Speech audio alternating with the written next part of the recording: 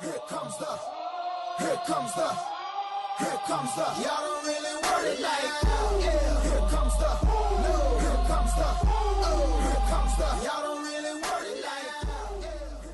Hello and welcome to another episode of the Drop Goal Podcast. On today's episode of the Drop Goal Podcast, we have England Rugby League legend, Rugby League Premiership winner. He's also a winner of the Lancashire Cup, as well as a Warrington Wolves Hall of Fame inductee. It's a legend himself, Bob Jackson. Welcome to the podcast, mate. How are you? We're fantastic. Thanks, Steve. Good to get you on the show today. All the way from Sydney, Australia, I believe. So let's not waste any more time and get into the question. So it's fair to say you've had quite an incredible career in rugby league. What would you say was the highlight of your rugby career?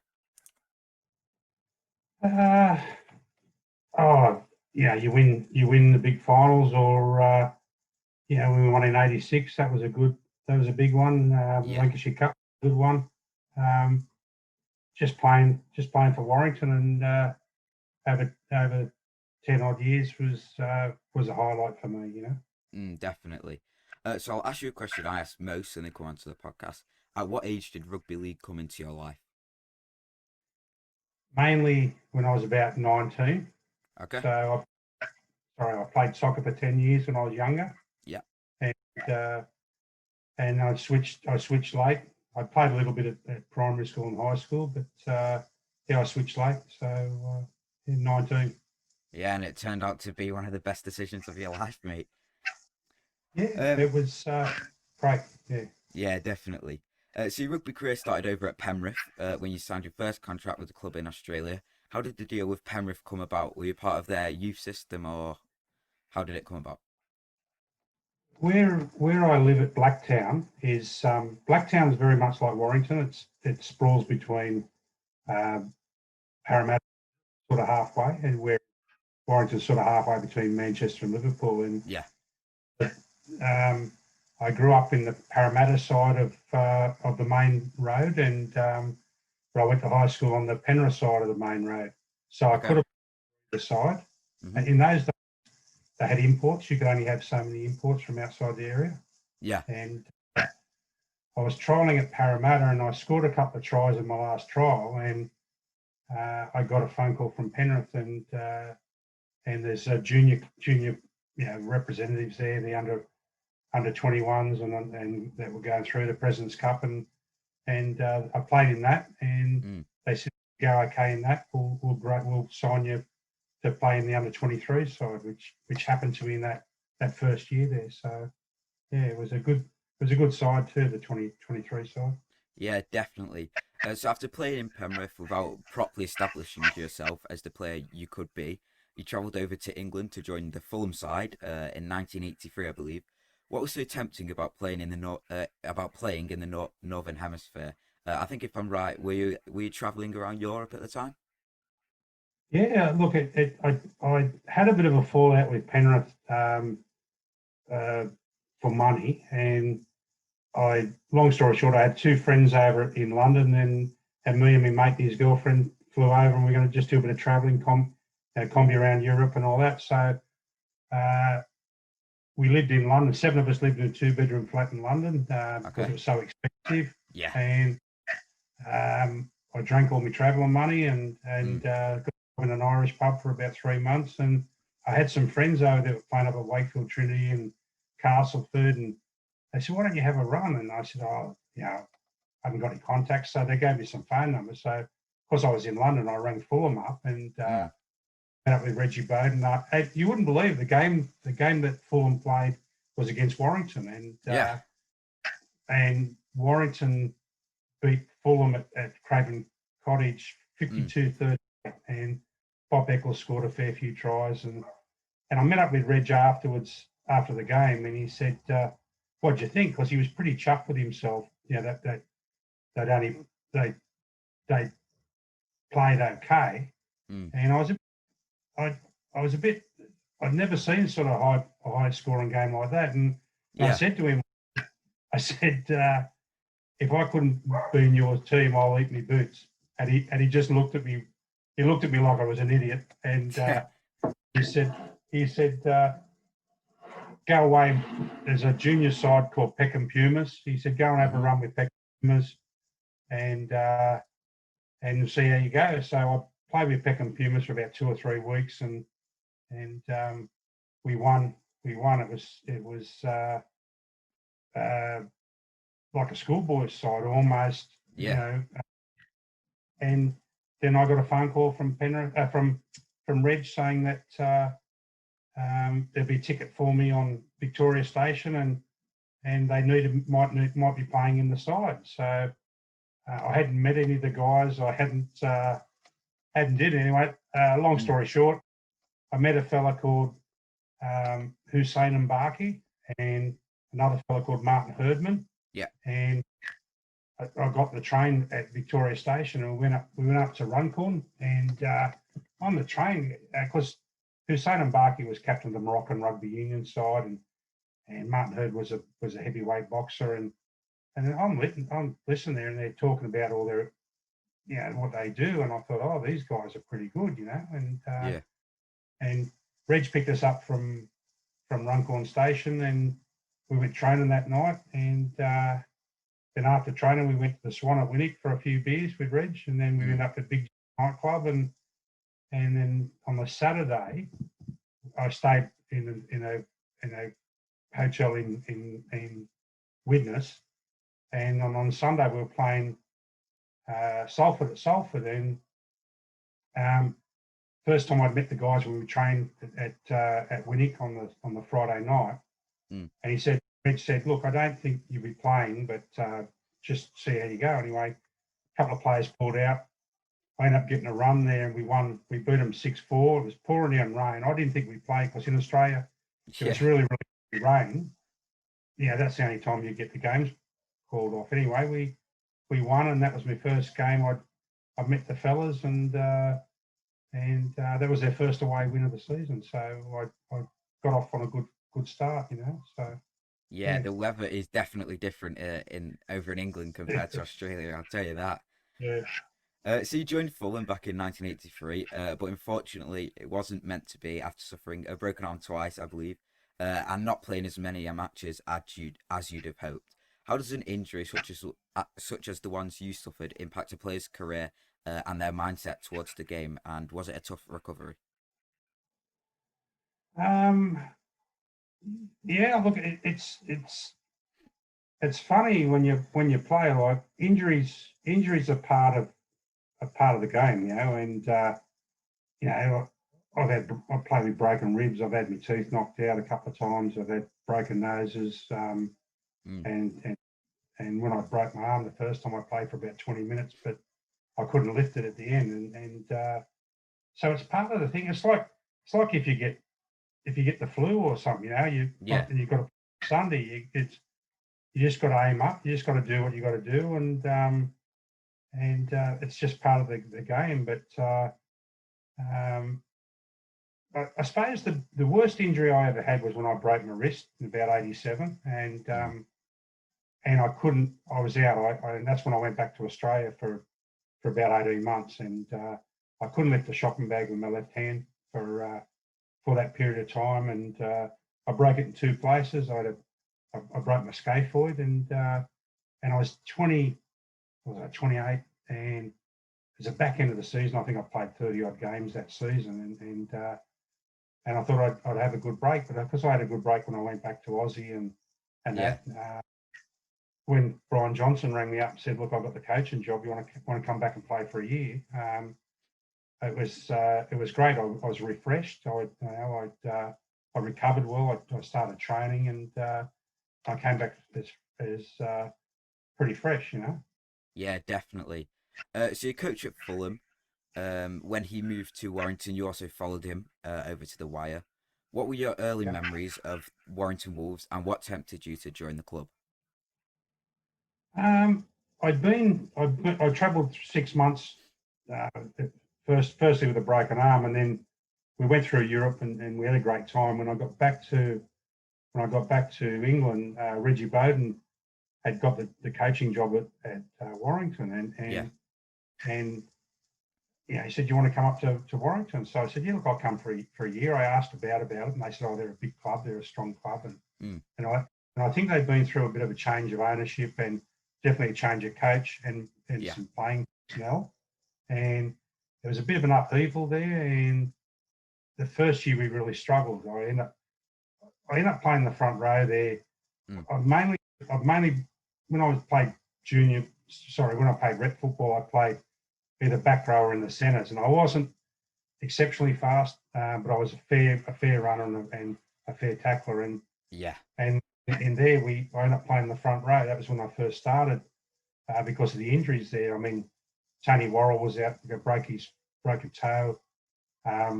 Chisnell left, I think. Dave Chisnell, I think it was. They had a big thing, and then they brought in some players, some players that Reg knew from some of the old guys, and we got through. We had a tough season, we got through, and the first year I played all the way through, except for about 3 games from then. I snapped my medial ligament in my knee when a scrum collapsed on my leg, and but I had a good year the first year, when I was there. Yeah, definitely. So you're part of the Warrington Wolves Holy Trinity, as some may call it, which consisted of Les Boyd, Kevin Tamati, and of course yourself, in which is known as Warrington's best front row in a long, long time. Can you tell us a bit about what it was like to play alongside players such as Boydie and Tamati? Yeah, look, it's funny. I always tell people that this is what I think is the truth, right? You had Kevin Tamati and Les Boyd, who were both international front rowers, right? Yeah. Then in that back row, you had Gary Sanderson, who could tackle everything. You had Mark Roberts, who could run faster than the wingers, and you had Mike Gregory at lock. He was a been a Great Britain tour captain. So I consider myself fortunate to get a spot in the team, even if it's. And really, when I think about it, like I was happy just to be in there. It was like having 2 big brothers in the front row with you. We didn't cop too much crap, which you normally did. We got a few from the opposition second row, So it was a great team. It was a great time, Yeah, definitely. So in 1986, you partnered up with the Holy Trinity, as people call it, and you went into the Premiership final against Halifax, I believe. Warrington came out on top that day. What was it like to win such a prestigious trophy against a top-class Halifax team at the time? Yeah, it was great. It was a tough first half. I think it was about 10-all at half time, and then we wound them down, wore them down. Sorry, and win them. I think it was 38-10, and all the front row scored. Les scored a couple. Kevin scored one. I scored one. Yeah. Brian Johnson scored a great one when he came on. It was a great side. It was a really good side, and they were a good side. But we played some really good rugby league there. It was a fitting end to a good year, Yeah, 100%. It's definitely a day to be remembered by all Warrington fans and the players on the day. So after winning the Premiership, you returned home to Oz and joined the Cronulla Sharks, I believe, for the following season. Having played Aussie first grade as well as the old Winfield Cup, what were your highlights of these experiences? It was good to go back and play, in the Australian in the Sydney competition, and I really went back to Penrith, but I'd signed an option contract before I flew out in '83 to go back to Penrith, and I missed '84 because of a broken arm. Yeah. I missed '85 because of my snapped medial ligament, and when I went back in '86, it was halfway. The season was sort of at least halfway through, and I sat on the bench for the second team, and I struggled a little bit, and I lived over Cronulla, closer to Cronulla than Penrith, because my father had passed away and I only lived with my old man. So I lived with my sister at that time. Okay. And that's why I rang Cronulla, get up with a run there, and I really enjoyed it. I had a great time there, but at the back end of the season, it's they're not a very wealthy club, Cronulla, or they never have been. There's clubs over there, because and so I had a talk with Jack Gibson, who was the guy that was in charge of the money, and I told him that I had a couple of phone calls from Penrith, from Warrington. They wanted to come back. Okay. And he said, his exact words were, he said, "Is it good money?" And I said, "Yeah, mate." He said, "Is it real good money?" I said, "Yeah." He said, "Well, take it." He said, "We can't afford to, and he didn't even ask what the sum was. Mm. And so I went back in '87, but I don't regret. I don't regret. And I never really chased the money when I played football. Yeah. The way I figure it, and this is in business, in whatever you do, is if you're good at what you do, you'll get rewarded. Yeah. You'll get paid a fair thing. And if you don't, there's times there when I took lesser money at the back end of my career at Warrington because they were struggling, but I didn't want to play for anyone else. I got offers from other teams, but I didn't want to play for anyone. I was happy at Warrington. So made me happy to go back there. Yeah, definitely. So after having a good time at Fulham Sharks and still following the club quite often before COVID times, of course, what would you say could be done to help Cronulla reach similar form to the 2017 season when they won the grand final? I believe it was. Yeah, look, it's funny. The club has always been. Sometimes it's been close to broken, and there's times when they've had to get rid of some good players there. But what they've done is they've developed where the ground is. It's not far from Botany Bay and through the water. So what they've done is they've started building on either side of the ground, and they still started building these massive high rises on either side. And they've actually moved their ground. They're playing at St George this last year gone, and they're playing for next year. Okay. Because part of their ground is part of the development, and yeah, I think there'll be quids in when they do, and it's just a transition. Like Cronulla great, but when you've got blokes like Gallen that leave the club, and Luke Lewis left the club, and they've had a few injuries, and it, some of those guys are key footballers, key parts of the team. Yeah, definitely.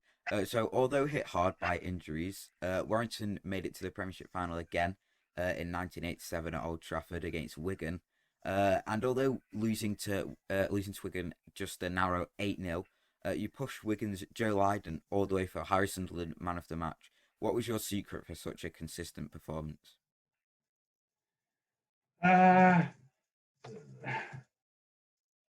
It just, people call me a bread and butter footballer, and what made me a first grade footballer in Australia was I was first grade fit. I trained harder. I competed against my mates that I played with, but it was healthy competition, and it got me through. And that's why. And when there were injuries, and I was the first one to get picked in, to get pulled up from the lower grades, and at Warrington, I was nothing fancy like Mike Grigg was, or like or Les Boyd was, or whatever. I was just a worker, but that was great for a lot of people in Warrington, because they knew I was a grafter, and they knew I had to dig and how to go, and it was just, look, that's my game. I go hard. I'm not the fanciest footballer. I caught up with Les Boyd. I catch up with him every year, and I went to his pub. His brother's got a pub down in the country, and Les and his brother asked him, "What was Bob like as a footballer?" He said, "Oh, he wasn't most talented, but if you said run through that brick wall, he run through the brick wall." And I thought, well, that's a nice bit of, it's nice to get a bit of bump up, from someone, because Les doesn't give many too many compliments out, So it was, Yeah, definitely. So you returned home for the 1988-89 season due to injuries, but you got convinced to come out of retirement the following season. Why did you feel you needed a year off? Oh, look, I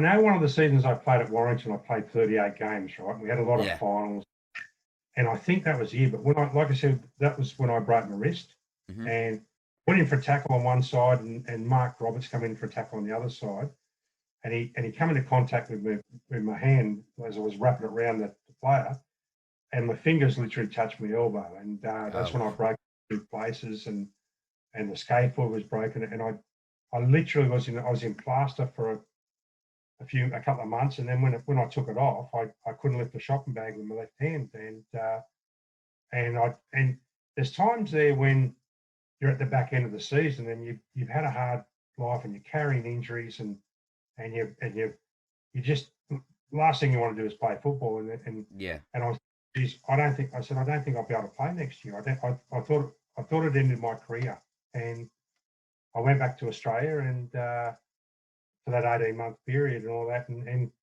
after a bit, I actually went back to Cronulla in '88. All right.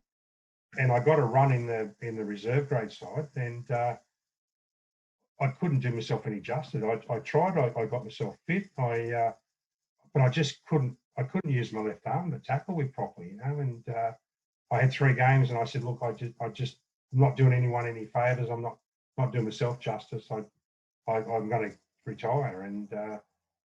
And anyway, that's the reason I went back to Australia in '88. Yeah. Yeah, it sounds like a horrific injury. But however, after just coming out of retirement for the 89-90 season, it proved to be debatably the best season of your career for the Warrington Wolves. Did you play your game differently after returning to the wire? Were you more cautious about injuries, etc.? No, it wasn't that at all. It was the break I'd had, and I'd missed it. I'd missed playing for Warrington. I'd missed playing rugby league, and yeah, the thing was, they played me mainly in the back row when I came back. They bought Tony Burke, Les and Kevin had gone, and they had Steve Malloy and Burkey in the front row, and I was in the back row mainly. So, and that was mainly my position in my earlier years, And even though I'd done all right in the front row and held okay in the front row, you tend to run a little bit wider from the pack, and it was just a thing where Jono picked me in the back row. Of course, Mark Roberts had been injured; he'd done his knee. Yeah. Sandy was still there. Mike Grigg was still there. So I got a spot with Mark Robbo being out. Yeah, that's brilliant. So after returning back to Warrington, the Wire actually made it to the Lancashire Cup final against Oldham, where the Wire won a 24-16 game, in which you scored 2 tries and also got awarded the man of the match. Was this your most memorable game of your Warrington career? I suppose it was. And it's I actually scored 3 tries that day, right? And they disallowed one. And Mike Grigg and I went up to make a tackle on the fullback when he was running the ball out, and Mike put a good shot on him, and he dropped the ball cold. And I picked it up and scored the sticks. And the referee blew the whistle and packed the scrum down and give us the feed the head, where normally they should allow the play on with the rules. So anyway, I mean, I'm just being greedy because I've never had a hat trick. I've scored a couple of tries a few times, but I've never had a hat trick, and I always want to do it. But it's a funny game when you watch that game again, and it comes up every now and then on Facebook and that. It was a great game, and it was a great atmosphere. They were a strong side. We played really well, and I banged over a couple of tries. But if you really look at the game, Mike Grigg had a great game in that. There's other guys that had really good games in that. And of course I got a brace of tries, and they were at critical times. The focus was on me more than them. So it was a great day. It was it was one of the best games I think I've played in, I think. Yeah, 100%. And although you did have a great performance, do you think it was the fact that the whole team played brilliant that day? Is that what won you the cup? Yeah, for sure. It's a big part of it, and the atmosphere, the way the team trains together, the way they act. It's a great club to play for. So that's the way I felt. And those guys, like Berkey was an established bloke. Malloy was a youngish fella coming through. Sandy was a seasoned footballer. Mike Gregg's a seasoned footballer. And it was a good blend of youth and experience. You know, you had Rocky Turner was in there. You had Greg Mackey was a great footballer. He had a great game in it. Paul Derbyshire, rest his soul, he was a great footballer. He had a lot of ticker and a lot of get up and go. Desi Drummond was a great, there was all the guys through, Fozzer, Thornley, Dave Lyon at fullback. There was it was a good side, mate. It was a good team, and I was lucky enough to get across the whitewash a couple of times. Yeah, it was definitely a good side. So you're a true Wire legend. You've lived and breathed the club. You've married a Warrington girl. What does the club truly mean to you? It was a great. It was great. When I first went to Warrington, part of the deal was when they took me there, I had to front the board, and they said, I said, what do you want? They said, I want a job and accommodation and a sign-on fee. Right. And I said, right, your job, and we'll give you. So I lived above the fish and chip shop on the corner there at Wigglespool. Yeah. I don't really remember. You might not remember that, but and then I worked for one of the directors, Eric Worrell, on the demolition, and you had all the wild guys on there like Bob Eccles and Phil Ford, Webby, Carl Webb, and Alan Rathbone. And it was like, of course, I was a new bloke, and of course, I hadn't played yet. This was the start of the season. Yeah. It was like, hey, Aussie, pick that up. They wouldn't call me by my name. It was like, hey, Aussie, pick that up and bring it here. Hey, Aussie, go and do that. Hey, Aussie. And then once we started playing, the first game we played, we went all right. And on the Thursday night, we used to do training. We get paid on the Thursday night, the pay packet. And Webby came up to me on the Thursday night and said, hey, Aussie, you're coming out with us tonight. I said, where we going? He said, none of your business. So we ended up at the Carlton Club and the thing, and they put vodkas in me pints, and that was like the welcome. And it's like the crowds, they're hard markers. Warrington people are hard people, and they're hard markers. And early on, you got to prove yourself to them, and once you prove yourself, they never forget you. They never, they always look after you, and and that's what I loved about. That's what I loved about Warrington, and it was that way all the rest of my life, Yeah, definitely. You definitely go down in the Warrington Wolves history books. So you played in the Challenge Cup final in 1990, and despite the loss to bitter rivals Wigan, what was it like to experience such an incredible stadium such as Wembley? Yeah, it was awesome. It was.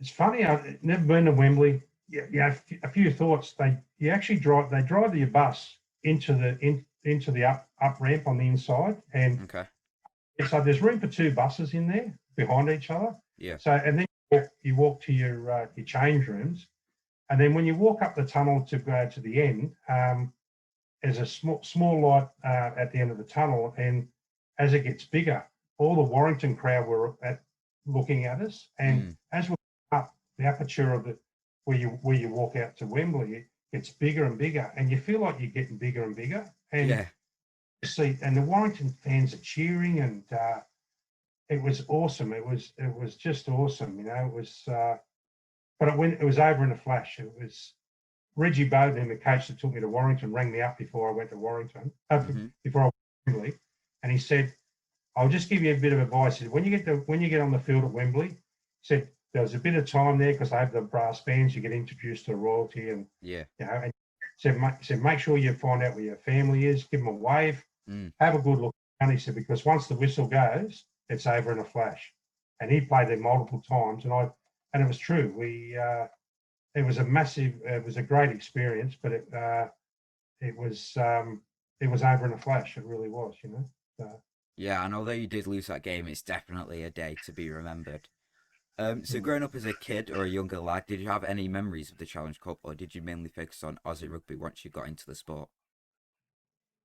I focused on Aussie Rugby League. It's like the reverse of over there. Like when I played at Fulham in London, we beat Wigan, we beat Salford, we beat St. But you go about 3 or 4 pages into the back page, and there'd be a spot about 2 inches by 2 inches, whereas it was front soccer, what they call football over there. Yeah. It's front page, back page, middle page, and this, that. over here is the same. Soccer's the most popular sport in Australia, but then you've got rugby league that's front page, back page, middle page, and all that sort of stuff. So always I had watched Wembley on the TV a few times. I remember seeing when Kenny and Sterling played off against each other, Wigan and Hull. It was a great game, and so I knew that, and everyone wants to play at those big stadiums too. That's that's on your bucket list, and we did. I mean, I played in 7 cup finals with Warrington, and the 5 I played against Wigan, we lost. And it was just the way it was. They were a strong side. They were a champion side. We pushed them pretty well a lot of times, and we got over the top of them pretty well, and held them pretty well. But they were just a class side, and they lifted the standard of the game over there. And you either join them at the top or you fell away. So we were there with them, but unfortunately we couldn't get the results. Yeah, unfortunately it wasn't meant to be. So after serving many honourable years at Warrington, you actually went to work on the bins around Warrington town before going back to Australia. How did this all come about? I broke my neck against Wigan at Wigan. I broke two vertebrae and I lost all feeling in my arms, and I lay there for about 30 seconds, maybe. I don't know. It seemed like ages, and then the pins and needles started coming back through, and I went off and I was coming up to 34 as the back end of the season again, and I was going through divorce, and I got an injunction on a payout from my neck, and I went to the specialist, and he wanted to take a bit off my hip and plug me in my neck, and I thought 34, I don't know, and again, but in hindsight, I wish I would have had it done, because I wanted to play at Warrington. I remember playing against Jeff Gratian at Leeds, and he was 40. He was a big fella in the front row, but he ran the ball well. He's a classy footballer. And I said, mate, I wanted to play as long as I could, even though if they would Warrington dropped me back to the 18, and I would have been 40, I would have been proud just to play. I love playing football there. Yeah, it would be an understatement to say you've had a great career at the Wolves, and now people do know you as Bin Man Bob, so that's a bonus again. Look, it's see over here, all the international players, because everyone had a job in those days, in Australia and in England, and all the internationals you did, because you used to get up early and you'd run the bin, so it kept you fit. You only worked for say 4 to 6 hours or whatever it was, and it was you're on decent sort of money, and they looked after you. But there would have been easy a dozen international rugby league players on the bins in the different clubs and different municipalities. And I remember I used to drink at the Red Lion at Stockton Heath, and I remember getting there, and I was on the bins, and one of the guys pulled me aside. He said, "Mate, is everything all right?" I said, "Yeah, mate." He said, "What are you doing working on the bins?" I said, "Oh, it's going to keep me fit, keeps me out the pub, and a bit of cabbage, and he said, "Mate," he said, "surely you can get a better job than that." And I said, "Look, it's not a class thing. It's not a class thing. It's just I prefer to do something fit in the outside. I don't have a trade. I'm not qualified to do much. Even though I had a little bit of a business at one stage over there, but just the way it worked out. And I worked Chatty. I don't really know Phil Chadwick, that was a trainer over there for a long time. Chatty helped me out with getting a job on the bins, and it helped me out at the time. I needed the income. Yeah, definitely. So it would be an understatement, like I said, to say that you've had a great career. Your time at Warrington was absolutely unbelievable. The front row of you, Tamati, and Boyd, that combination was just feared in rugby league. And in 2016, after visiting England on a holiday, you were inducted into Warrington Wolves Hall of Fame. What was it like finally getting recognised for your years of loyal service to the club? Oh, it was unbelievable. It almost brought me to tears. They made a presentation with your heritage number, so I'd never had that. And like at Penrith, they give you a silver panther on a plinth with your player number, and and Warrington were good enough to do that, were kind enough to do that to me that night. And then, so that was really nice. That, I was chuffed with that. And then they said, I just hang fire for a little bit. We've got another presentation. And Ken Kelly gave me the presentation. And that's the nice thing. It's from your other players that, and in that players committee. It was just overwhelming. And I just thought, why me? He said, mate, said every game I had with you, we had good games, and it's just it was best thing that's ever happened to me, other than having children and getting married and such. But it was fantastic. It still brings a smile to my face, and it was just a great time. I just wish I would have got my neck fixed and play for longer, Yeah, it's definitely a time that all rugby league fans will remember. So you're back home in Australia now. What's Aussie life like for you at the moment? Yeah, good. It's I'm back in the greater Blacktown area where I grew up, and so a lot of friends are here, and we love it. The climate can be hot. This weekend they're talking about Sunday and Monday going to be 40 degrees, which is, say, you double that and add 30, it's about 110 Celsius. So she's going to be pretty warm, but we've got a pool out the back and we can go to the beach. You're not too far away from the beach, about an hour. But it's good. It's where I grew up, and other than, it's like Warrington for me. It's got a lot of friends here, got a lot of contacts, and it's the same when I go to Warrington. I'm very fortunate. At one stage there, if I hadn't got divorced, I probably wouldn't have come back to Australia. I would have probably stayed over there. Yeah, lucky for you. You've got a sunny week. We've got snow forecast for the rest of this week. Yeah. Two completely different temperatures. So now to finish off the podcast, as always, we'll do some quick fire questions.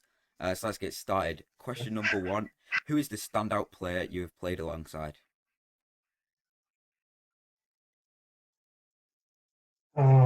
I'd have to say Les Boyd. I'd say it in my time at Warrington. Or it'd be hard. It'd be a toss up between him and Mike Gregory. Yeah. All right. Question 2: what was the highlight of your career? Just playing for Warrington, honestly. Honest answer there. Question 3: which do you prefer, Aussie or English food? Tommy food. All right. Question 4: which team did you hate coming up against the most when playing over in England? I never thought about that. You might think this is funny, but I always got to the change rooms early. I always got myself ready. I always got there, was well prepared. I never got stressed. You can see some players being sick. You see some players punching the walls. You see other players shouting and revving themselves up. I always felt when we ran out, I always felt that we're going to win. Yeah. I know that it might sound big-headed and it might sound overconfident, but I honestly felt that we had every chance and to win. And I never feared. Honestly, I never feared anyone. I even though they might have had blokes that are whacking you from the second row, or you've had, you're playing against gorillas or whatever it is. I don't know. It never fazed me. Honestly, I never. There were clubs I used to like playing. I used to love playing against Leeds, even at Headingley. We had a really good rapport against Leeds. We did pretty well against them, even over there. But never feared any team. Yeah, it's definitely a great mindset to have. So moving on to the next question: who is the toughest player you've come up against / played alongside with? All right. So toughest guys, probably Les and Kevin again. Yeah. There. But the guys I've played against, I'd have to say Kevin Ward. I mean, talented wise, Hanley was a great footballer and a good all-round footballer. But Ward, they had a big pack over at Castleford. They had Beardsmore twins were there. You had that Dean Sampson, he was a big gorilla, and Keith England, and they had some guys that were, pretty dirty and pretty hard. And we used to go out there and match them. We used to try and bash them harder than they'd bash us. And the guy that still ran the ball at the back end of the game would be Kevin Ward. Didn't matter how hard you hit him, didn't matter how many blokes in the tackle.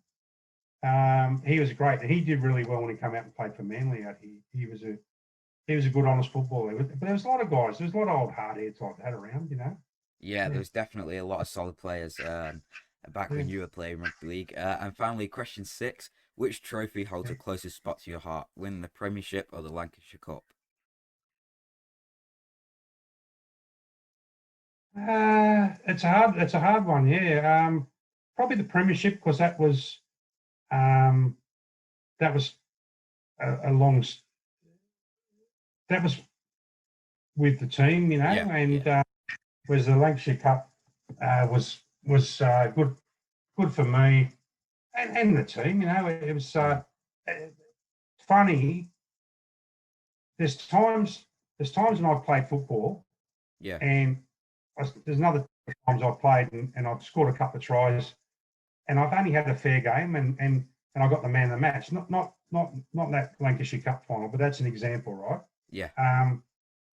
And then you play in other games where you tackle, you ring out, you're constantly taking the ball up, you're hitting it, you're battling, you're doing this and the other. And I thought I couldn't have played any better, But then someone who scores the tries because it's in the public eye, and that's why, like in that Lancashire Cup, I go with the 86 Premiership, right? Because in that Lancashire Cup, there were some other good. Mike Gregg had a great game. There were some great blokes who were very close to me, but they didn't get a couple of tries. Yeah. All right. So your time at Warrington was definitely a memorable one. I know Warrington fans will definitely remember you for a long, long time. So before we finish off the podcast, do you have anything you'd like to say to any of the young listeners who are trying to make it in the world of rugby league? Yeah. All I'd say is just believe in yourself, and working with your guys, working with your teammates, and because that's what makes the game is your teamwork and you cover for each other, you look after each other, but train hard. There's all those aspects of the game, and like I said, I was just bread and butter one, but I got myself first grade fit, and that's a big part, because there's times I come back from an injury, and if I was out for a week, I was okay. If I was out for 2 weeks, I was okay. But if I was out for 3, I'd lose the edge. I'd lose my wind. I wouldn't get a second wind and things like that. It didn't matter how hard I trained. It was like I wasn't match fit. Yeah. And it's like with the younger guys now. If you're match fit and you don't have to think, oh, geez, I'm buggered. I can't take the next hit up. I'm too tired or whatever it is. When you get yourself first grade fit, you don't think it's all about fitness. Yeah. And that's a big part of it. If you take that chunk out of it, because that's a massive part of the game, all the rest comes with it. It should flow. Yeah, definitely. Some wise words there from a rugby league legend. So thank you very much for joining us today, Bob. It's been an absolute pleasure. It was great that I've been able to have the opportunity to speak to a rugby league legend. And if you have any plans to come over for the World Cup this year or any time before or after that, presuming it goes ahead, hopefully we can have a good catch up and another great chat about rugby league. Once again, thanks for joining us, mate, and I hope you and your family are staying well. All the best. Thank you. Thanks, Steve. Thank you very much. Here comes the, y'all don't really want it like, yeah, here comes the,